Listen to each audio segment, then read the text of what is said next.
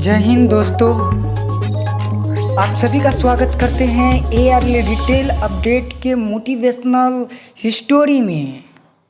कहानी है एक किसान और उसके दो घोड़े की। समय पहले की बात है, किसी गांव में एक किसान रहता था। वह रोज भोर में उठकर दूर झरनों से स्वच्छ पानी लेने जाया करता था।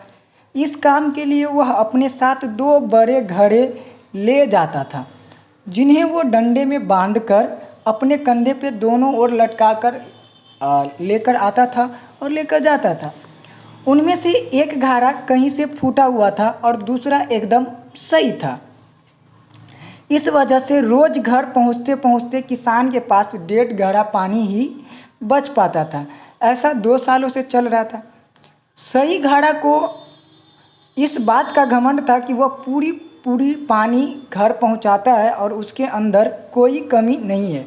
वही दूसरे तरफ फूटा घड़ा इस बात से शर्मिंदा रहता था कि वह आधा पानी ही घर तक पहुंचा पाता था और किसान की मेहनत बेकार चली जाती है। फूटा घड़ा ये सब सोचकर बहुत परेशान रहने लगा और एक दिन उससे रहा नहीं गया और उसने किसान से कहा कि मैं खुद पर शर्मिंदा हूँ और आपसे क्षमा मांगना चाहता हूँ। क्यों? किसान ने पूछा। तुम किस बात से शर्मिंदा हो?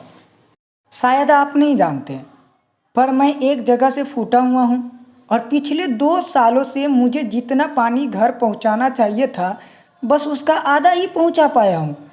मेरे अंदर ये बहुत बड़ी कमी है और इस वजह से आपकी मेहनत बर्बाद होती रही है। फूटे घड़े ने दुखी होते हुए कहा।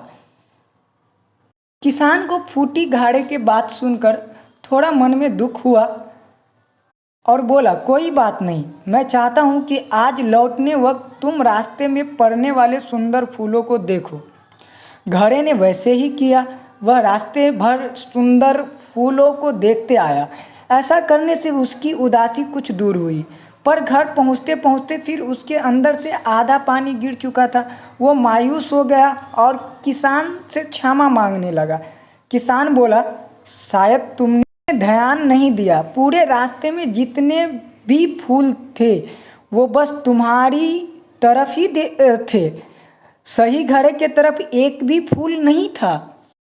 ऐसा इसलिए क्योंकि मैं हमेशा से तुम्हारे अंदर की कमी को जानता था और मैंने उसका लाभ उठाया। मैंने तुम्हारे तरफ वाले रास्ते पर रंग बिरंगे फूलों के बीज बो दिए।